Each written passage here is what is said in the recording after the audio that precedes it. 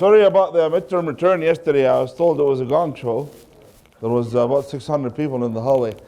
We should have thought about that. I didn't expect you all to show up at 5:30. It was an hour in there. You could have, shown up and done it in. This is the first time for us doing it this way. Next time we'll get you a huge lecture hall like this and spread them out over, they'll be better, right? We thought we got a big room, but the issue was volume, lots of people. Yeah? Yeah, no problem. Because a lot of you showed up, saw a big lineup, and, realized it's not going to happen. Or decided that it wasn't going to happen. Midterm solutions should be posted soon. I have to let you know ahead of time, I'm feeling under the weather today, so not sure what it is, some sort of flu bug. I can stand up, I can walk, I can yell at you still. Other than that, I'm not sure how much I'll last. I might have to cancel the help session tonight last minute. If I'm still on my feet and everything is fine, we'll go ahead with it. But please cooperate today and don't make a lot of noise because I can't yell at you too much. Little bit, not too much. What I need you to remember from last time is the following. X equals or S equals to theta R, and V tangential equals to omega R, and most importantly, A tangential equals to alpha R. Also, that the torque of a force about a given pivot is equal to R cross F, which reduces to torque is equal to RF sine theta. Okay, or actually, what I want from this is R, F perpendicular. For the next little while, please pay attention more than copy, especially for this topic. Everything I say to you is going to be in the book in exactly the same sequence that I develop it here. Same steps, same everything. So please just focus here. That's more important than copying the stuff down. So if I have a point mass sitting at the edge of a massless rod, and this is the mass, and the distance to the mass is R between that and a free hinge, a pivot, about which it can rotate. Then I go and push that mass with a force F. Close your laptops, please. Close the laptops.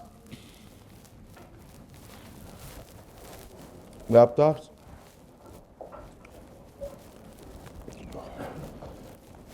Thank you. Pay attention, guys. If I push it with a force F, it will have acceleration A. What will it also do? It will rotate as well, right?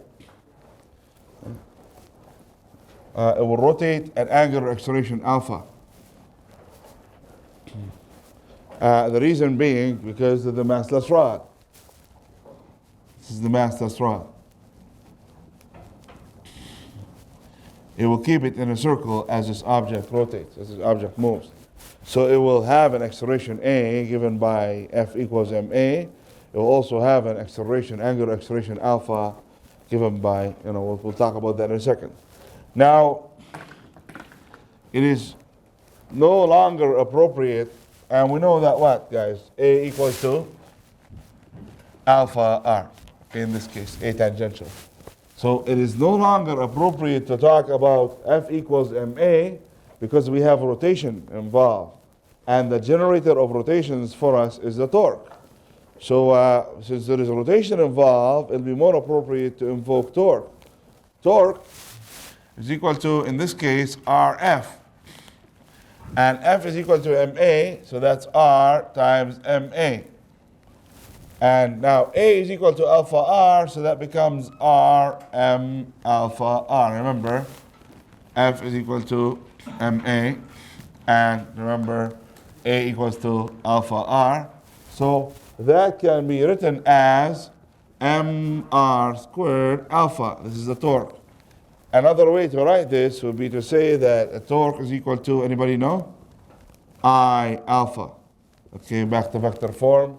I is known as what? The moment of inertia. Well, I equals, hold on. Not just I. I equal to pi mr squared is equal to the, it was defined as the point mass moment of inertia.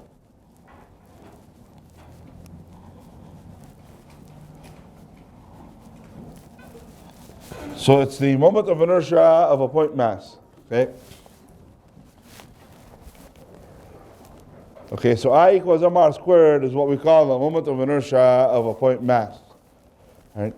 So we have now made the transition from F equals ma to this new form of Newton's second law that says torque is equal to I alpha. And this will be F net and this will be tau net. Torque net and force net. Okay? So let's examine what this is saying in a little bit of detail. What does F equal ma tell you? What does mass indicate? What is mass a measure of? We haven't talked about it in this fashion yet, but mass is a measure of the object's inertia. What is inertia? Inertia is the ability of an object to resist being accelerated in a linear fashion. For example, I've got this object here.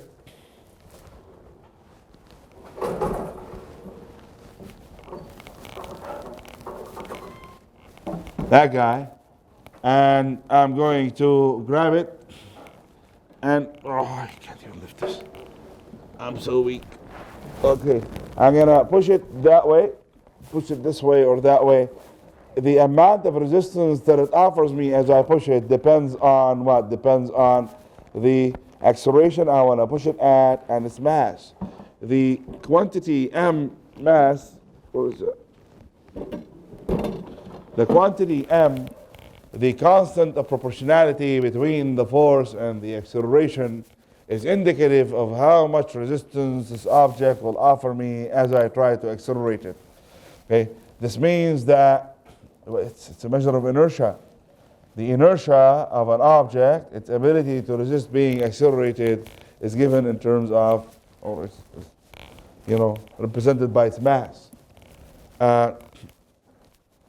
Imagine now that I have an icy surface here, and I bring a little cat.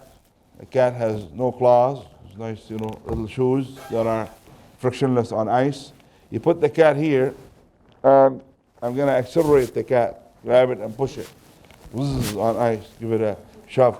I won't have a lot of difficulty because cats are light. There is no friction and its mass is small, so if I want to go to give an acceleration, F equals ma, whatever a might be, small mass, shouldn't be a lot of trouble. No friction again. Imagine now that I have an elephant, okay, instead of the cat, and the elephant is sitting on ice again, and you put glass hooves on it, so there's no friction whatsoever, and now you're going to push the elephant, cause it to move. It's going to cost a lot of force. It's going to require a lot of force to move it because of its mass. There is no friction to slow it down, but the fact that it has mass requires force to move it. Right? Same as in outer space. Let's say you have a cat in outer space, it's shoved easy. Elephant, not as easy. So mass indicates how difficult it'll be for me to push an object to translate it. Okay? It indicates the amount of resistance that the object will offer as I try to accelerate it this way or that way in a linear fashion. It's just m. It's given by the mass. However, what this is saying now is that if I want to rotate an object, accelerate an object rotationally, then the amount of difficulty that I will have and the resistance that it will offer me is dependent upon the mass, for sure, but not just the mass. Okay? Look at me now. This is accelerating. Why? Because v is changing from 0 to max to min. Okay? This is okay.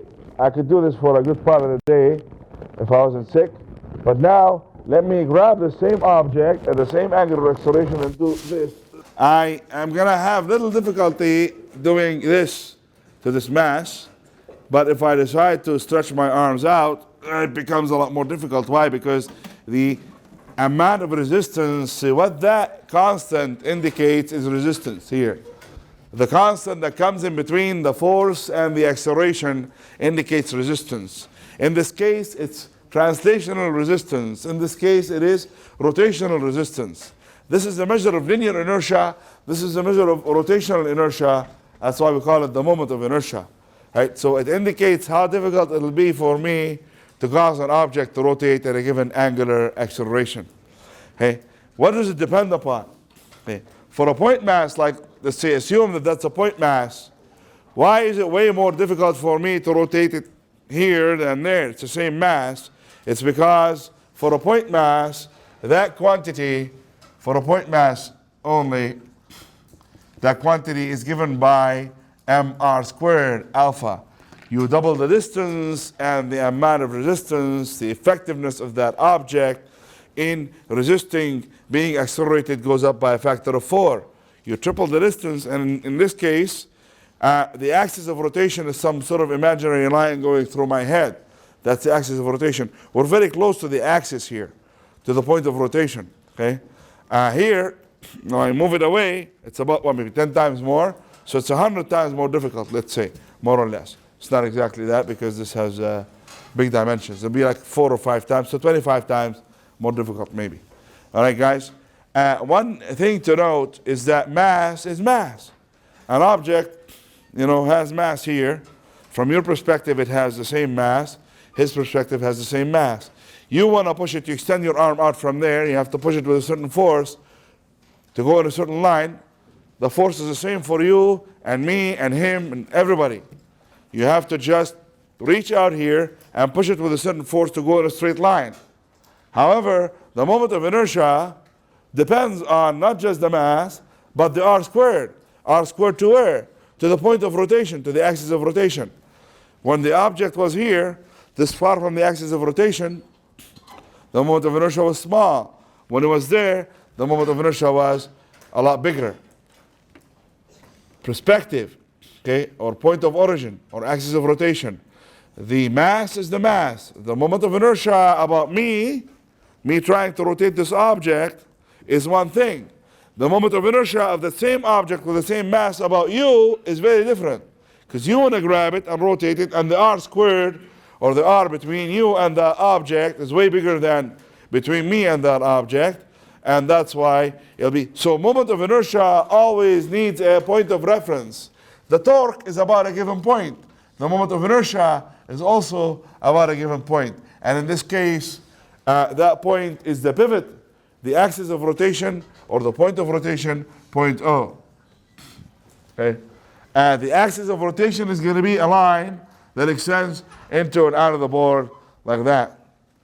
Okay, so there is always a point of reference. Mass does not require that. Mass is mass. Moment of inertia and force is force, F, whatever. The torque is always applied about what? It's measured about a pivot. The torque about this point is not the same as the torque of that force about this point. Right? So there is always a point of reference to which we have to relate the torque and the moment of inertia to. All right, so this is the idea of inertia, moment of inertia. Please think about that for a second. We'll take a minute and a half break just for you to soak it up. In your own words, what does mass mean?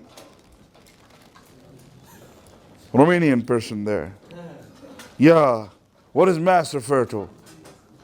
Her. You gentlemen can bail her out. Prove your worth. You know what? It's a measure of the object ability to resist, being accelerated. Right? What does moment of inertia refer to? Moment of inertia? Yeah. So mass is inertia, linear inertia. Inertia is resistance. You have a bunch of visitors come over, and suddenly the house goes into inertia because they don't want to move, they don't want to do stuff, and you can't get them out of, that's inertia. Things are not happening. So, yeah, massive bumps. You get okay. Anyhow, so that's what mass refers to. Resistance this way. What does moment of inertia refer to? Being rotated. Exactly. All right. So now I will take you back to an example that I gave you in the first 4 or 5 lectures about some little guy, short guy, trying to put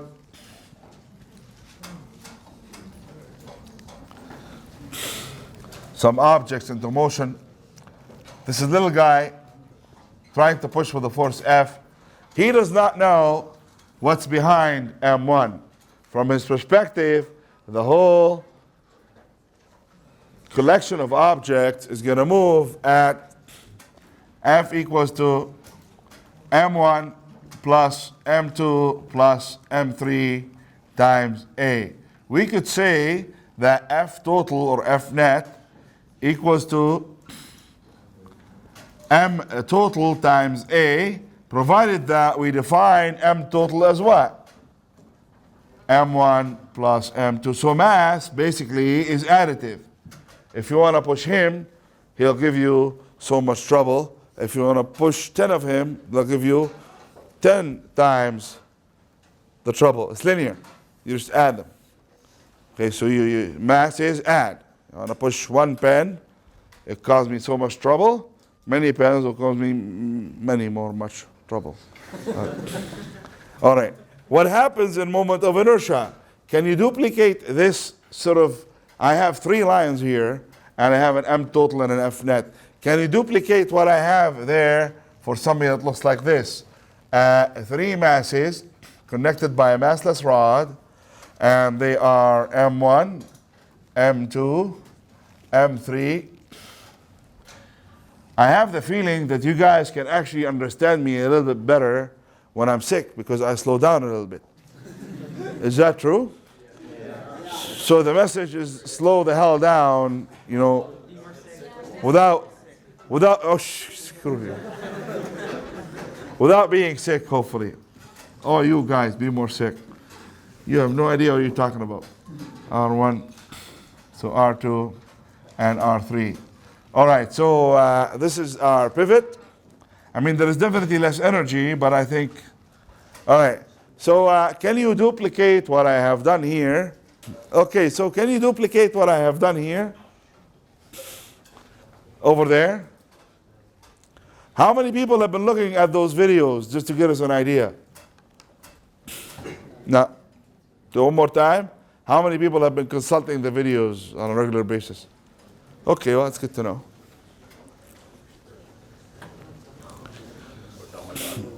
Eh? Really? Are your profs as great?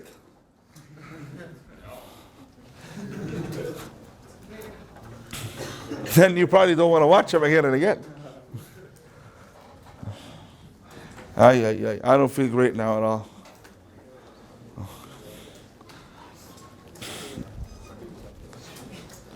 What am I going after? I need this object to accelerate. This is a massless rod.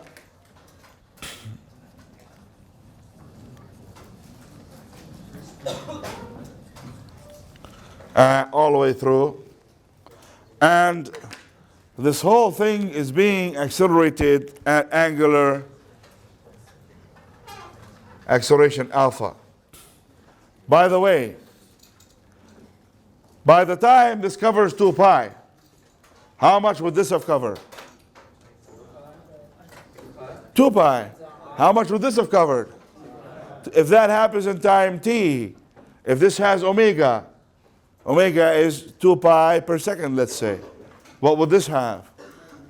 2 pi per second. If this happens, speeds up and the whole thing, there's an acceleration involved. If this has angular acceleration alpha, so many radians per second squared, what will this have? Alpha. They cover the same angle in the same amount of time, the same alpha.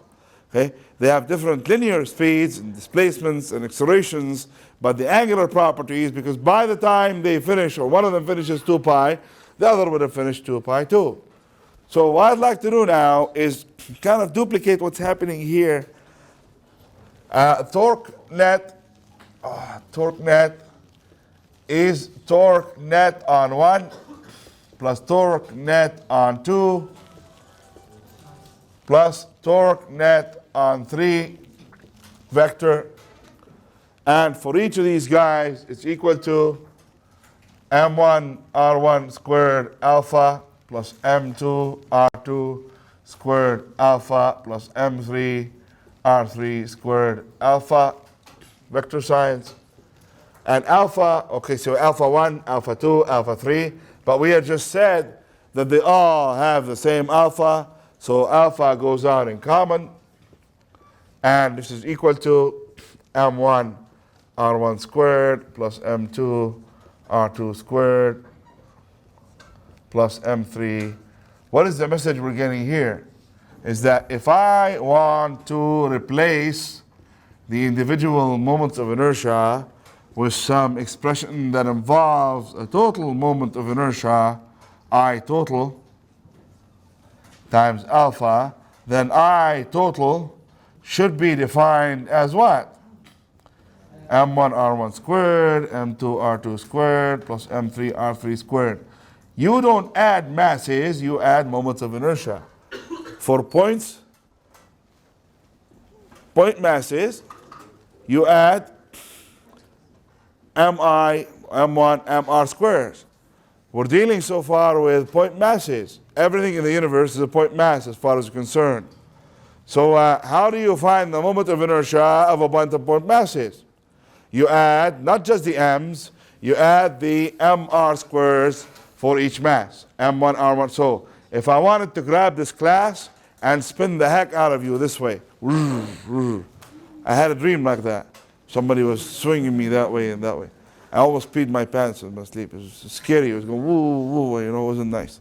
Anyhow, so if I wanted to do the same thing to you, the amount of difficulty that he or she would offer me is the resistance that I expect to have is mr squared.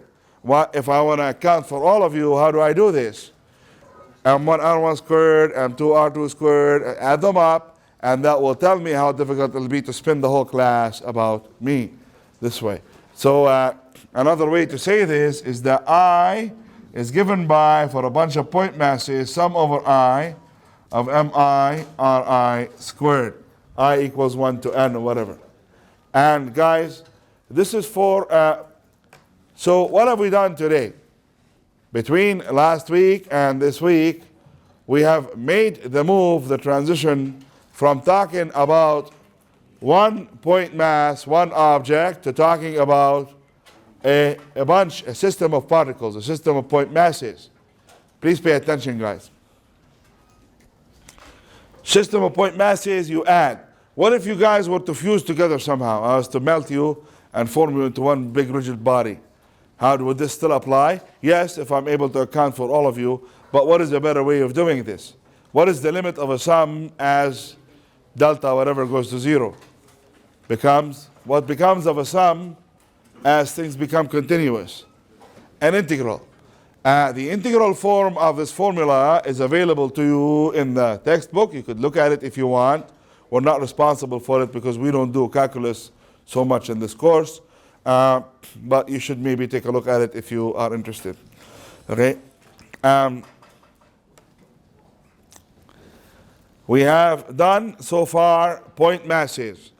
Objects sliding down incline, two objects colliding, and their point masses. For the first time, we're talking about the collective moment of inertia of all of you. What are we going to do next? We've gone from point mass to collection of point masses to what? What next? What are we going to do next? Do you know in succession what would be? Point mass, system of particles that behave together, to what now? For the first time, a rigid body. An object that is not a point mass, it has mass, it has dimensions, and we have to respect the fact that it has dimensions. Okay? When we roll a ring downhill, it's not going to slide like a point mass. It's going to be different than rolling a log downhill, or a sphere downhill, or rolling me downhill. Right? So we all have different moments of inertia, different ways we hug the ground and stuff, and that has to be taken into account. Moment of inertia tells us now, you'll see in a second, about how the mass is distributed, because you can see already, guys, that he is not going to give you much trouble to spin him. You spin him easy. Now, her, despite the fact that she might be lighter, will be more difficult. And that over there, despite the fact that he's always difficult, it's going to be even more difficult because he's far. So, what the hell? What? Don't all those have different accelerations? Linear, yes, not angular. They're covering different like distances. Yes.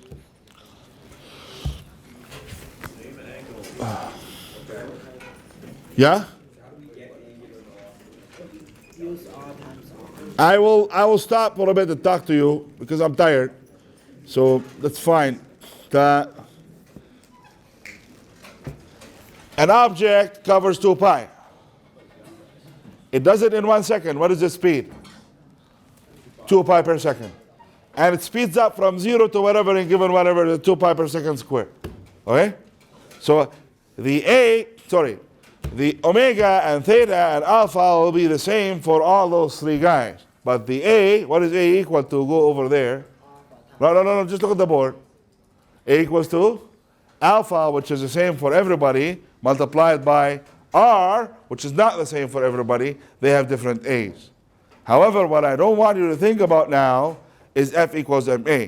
We're thinking already torque equals I alpha. We made the transition from F equals ma to thinking about rotations and torques and stuff like that. All right, guys. So we have the tools that we need to begin discussing moment of inertia of a point mass, mr squared.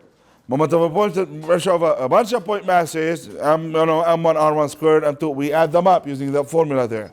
We have with that the tools that we need to start talking about the moment of inertia of a rigid object without using the integral form. Again, the best way to do this, if I want to figure out the moment of inertia of that object here about this axis, I have to integrate over the dimensions of the object. It's the only way to do it. Or come up with some scheme whereby you can approximate things. So short of that, the first object that we deal with, anybody know what will be? Ring. Oh, look at that. Look at that. I would like to publish this. Not quite.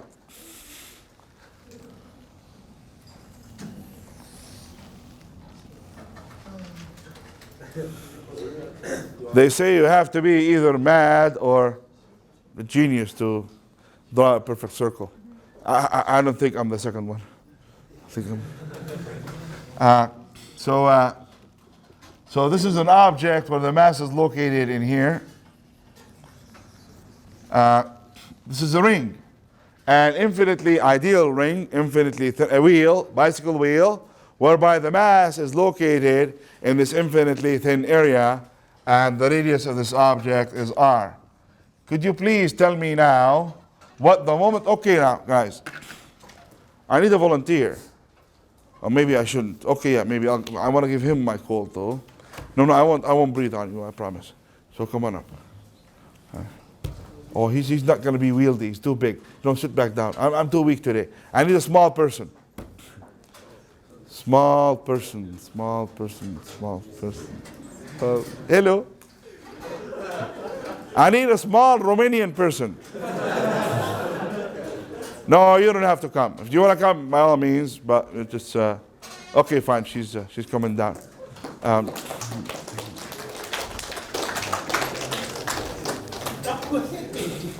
Your class volunteered you. It's not my fault. You okay if I'm gonna grab you that way? Is that all right? Or are you sure? In the army, they used to always grab us like this to say, "I'm gonna touch you." Is that okay to touch you? Like, what am I gonna say? No. The corporal comes and shows you how to grab the whatever, Okay. So, guys, what's your name again?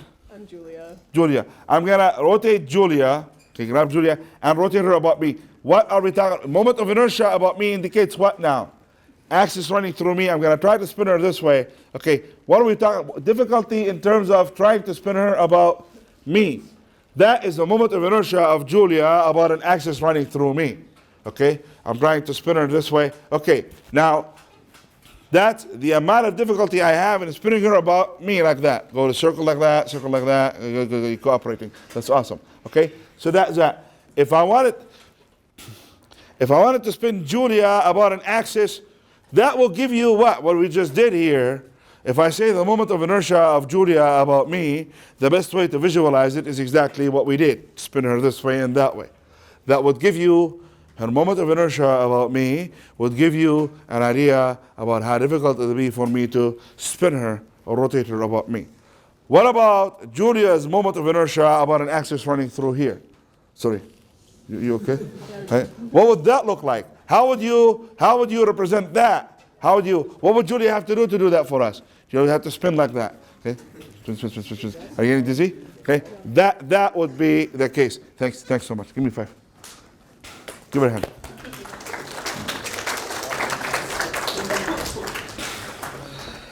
The reason, don't feel offended, guys. The reason I did this is because I got sick of doing it with a garbage bin. And I don't have a garbage bin here anyway. Okay? So what I'm asking you for now, guys, is what is 2 things. What is the moment of inertia of this ring about the center of mass, and what that means? What it is and what it means. We showed if she was the ring, right, then would be, where there is a moment of inertia, there is always an axis involved. What is the moment of inertia? There is an axis of rotation involved. Julia spun about me, and then Julia spun about herself. When she was spinning about herself, the axis was here. Okay? We call that the center of mass axis. In this context, I'd like you to find the moment of inertia of this ring about the center of mass, and indicate to me what does it mean? How do you visualize that?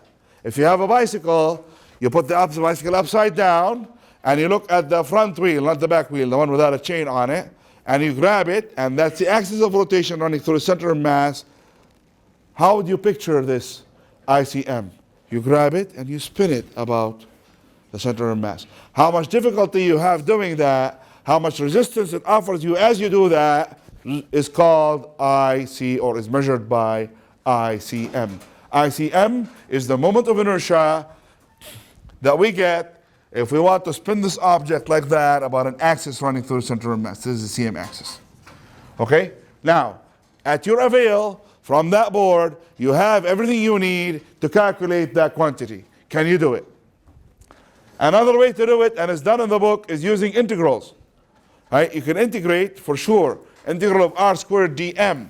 But because we are not doing integrals for this part, is there a way you can come up with to find the moment of inertia of that ring about the center of mass axis?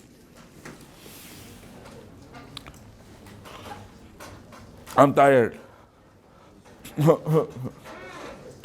I'm sick. No, I'm not that bad. If you say you're sick too many times, you get really sick. If you complain, by the way, guys, the more you complain, the worse things get for you. You know that? It's karmic load, they call it.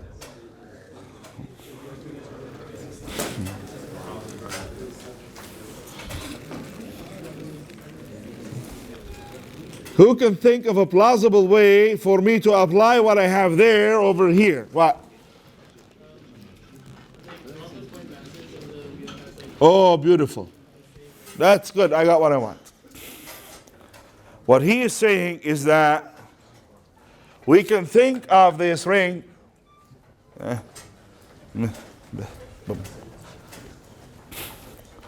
We can think of this ring as made up of a collection of what? Little point masses.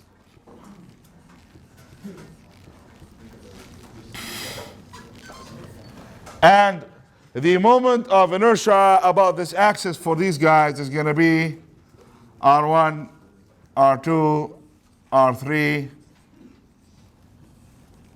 R4, and M1, M2, M3, M4, so on and so forth. The moment of inertia will be given by what, guys?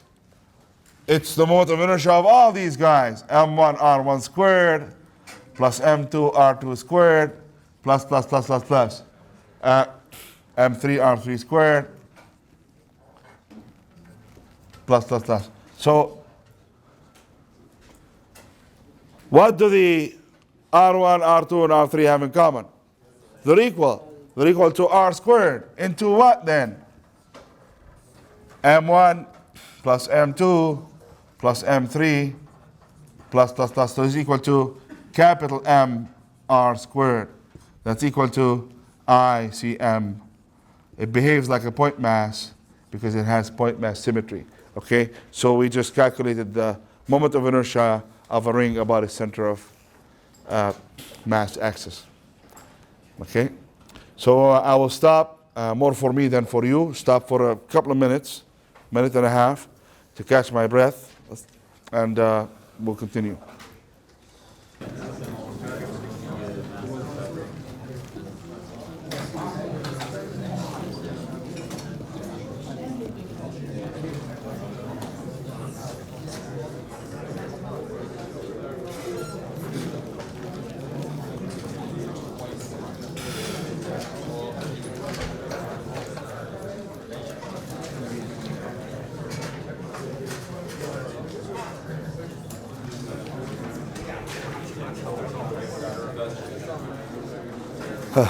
Okay, please pay attention. Moving forward,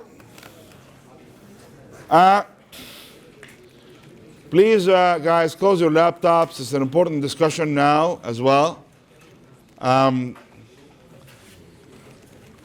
Pay attention to the next line or so. These two objects are a ring, an ideal ring, and a disk. So what's a ring? Ring is like a hoop, wheel. What's a disk? Disk is a disk, you know. They have the same mass and the same radius. So how do you do that? You grab a bunch of whatever material, Play-Doh, and you make a nice plasticine, make a nice ring out of it. That's your ring. That same material now, you grab it and you smear it over to make a disk for you. They have the same mass in them. Okay? And same radius. So M equals M. It's very important to understand or keep in mind that M equals M and R equals to R. That M and that M are the same. That R and that R are the same. Which object, if they were spinning at a constant speed, at a given speed, which object would be easier to stop? The ring or the disk? Which is saying what? Which object would be easier to accelerate, slow down rotationally? Which means what? Which object has the lower moment of inertia? So, which one of these two has the higher moment of inertia? Higher. How many people say ring? How say disk? People are not sure or say it's the same. How would we demonstrate that it's the ring? Has, exactly. Guys, please. Normally I would, but I'm about to collapse. So. All right. Please pay attention. The mass on the ring is all located at capital R. Each and every object has moment of inertia of little m capital R squared. They add up nicely to give you a big mr squared. They're all sitting at the edge. They all have a big moment of inertia. As opposed to here, well, this mass has a moment of inertia of m r squared. That guy has mr squared. What about this guy here? What does he have? M times what? R squared over 4. How much difficulty does it cost me to move this guy? Mr squared, that's resistance. That is 1/4. That will be 1/16 or whatever, right? How much difficulty would it experience, would cost me, or would this put up in trying to rotate it, this object here? 0. Why? Because its mass is m, but its radius is sitting at r equals 0. So basically, guys, the ring is all sitting at capital Mr squared, while some parts of the disk will cost you a lot to move, some will cost you a quarter of that lot, and some will cost you nothing at all. So ICM of a disk, actually, ICM of a disk is equal to, anybody know? Mr squared over 2. Where does that 2 come from? Integration. You have to integrate to get it. So which one's harder to stop? Which one has the higher moment of inertia? Ring.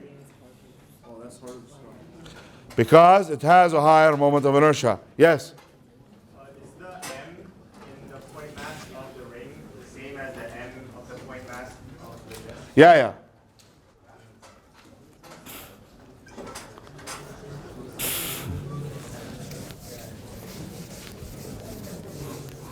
I mean, schematically, it should be a little bit bigger in the disk, but it doesn't matter. Okay. Now, leave the questions till the end, please. Now, guys, you are going to be dealing with rings and disks and bars and spheres, and these moments of inertia are given to you. They're in a table. The table is in the formula sheet that you have for the course. Please take a look at it. It's better to memorize them, but if you don't, then that's fine. Now, a third object that we'll deal with is the bar.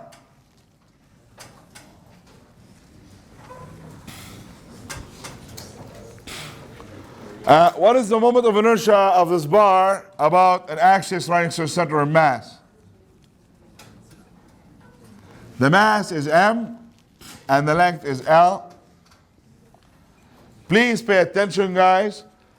There is no way to predict what this is going to be equal to. You have to integrate it, and it's done in the book for you again. But the moment of inertia of a bar about the center of mass is equal to 1/12 ml squared. Or ml squared over 12. Why that? Again, it's the integral. Okay? The one difference that we notice between this and that is that, please guys, pay attention. The moments of inertia of these guys is given not in terms of the edge-to-edge distance, in terms of half that, the radius. That's how it's calculated. For this guy, however, it's not the half length, it is the full length. That's the way it comes up. Okay?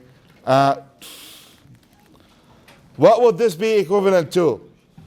Grab your pen, everyone, please, and spin it this way.